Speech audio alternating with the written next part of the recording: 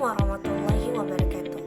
Hai, perkenalkan nama saya Nur Andrani dengan NIM 5020012400. Saya dari kelompok 1 akan menjelaskan mengenai teori kepribadian Sigmund Freud, psikoanalisis. Adapun poin yang akan bahas pada video ini yakni aplikasi teori Freud dalam memahami perilaku.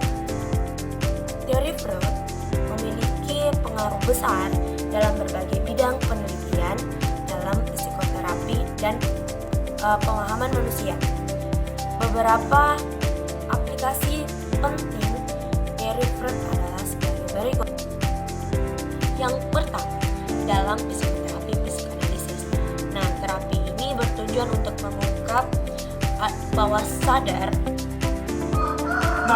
yang mempengaruhi perilaku dan emosi pasien. Nah, terapi ini dapat melalui teknik seperti asosiasi bebas, interpretasi mimpi, dan analisis interpretasi. Nah, terapi ini dapat membantu pasien menyadari dan menyelesaikan konflik tersebut, konflik apapun konflik yang diderita oleh pasien yang dibawa dari alam bawah sadarnya, seperti emosi yang berlebihan. Nah, dengan melalui teknik terapi ini dapat membantu pasien untuk menyadari hal tersebut.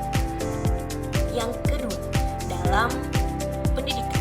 Nah, dalam pendidikan ini membantu orang tua dan guru memahami anak berdasarkan tahap perkembangan psikoseksualnya. Artinya, orang tua dan guru ini dapat mempelajari bahwasanya seorang anak secara bertahap akan mengalami namanya perkembangan. Otomatis apapun yang dipikirkan mereka, apapun yang dialami juga akan berkembang.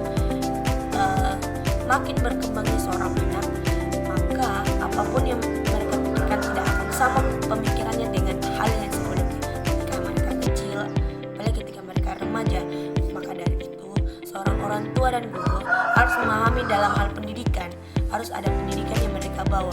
Karena orang tua adalah madrasah pertama seorang anak dan guru adalah madrasah kedua ataupun ibu kedua setelah orang tua pertama di sekolah. Yang ketiga, yakni dalam kehidupan sehari-hari.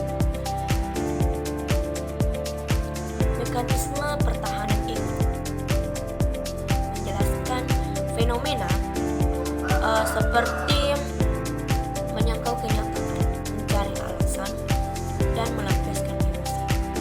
Nah, oke lah, mungkin di kehidupan sehari-hari seorang manusia akan mengalami yang namanya egois, tapi itu semua harus dihindari, teman-teman. Kenapa? Karena ketika kita egois atau memikirkan diri sendiri kita, maka orang di sekitar kita merasa mereka tidak dihargai atau segala macam. Karena mereka akan merasa bahwa misalnya ini terlalu egois untuk kita. Sedangkan kita juga butuh namanya apresiasi, bukan penghargaan. Maka dari itu, dalam kehidupan sehari-hari itu perlu kita pelajari baik-baik. Dalam seni dan budaya. Nah, dalam seni dan budaya, teori Freud ini digunakan untuk menafsirkan karya sastra, lukisan, atau film yang mengandung tentang alam bawah sadar. Dan yang terakhir yakni dalam psikologi kepribadian.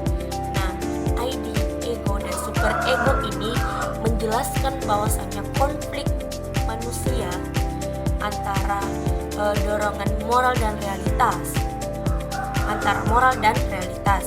Nah, meskipun teori ini beberapa aspeknya ini telah terjadi kritik dan telah dikembangkan oleh psikolog lain, namun yang menjadi dasar dari teori ini itu tetap ada dan tetap penting dalam psikologi modern. Baik, itulah sekian dari pembahasan atau materi yang saya bawakan, dan thank you untuk kalian semua yang telah menonton. Assalamualaikum warahmatullahi wabarakatuh.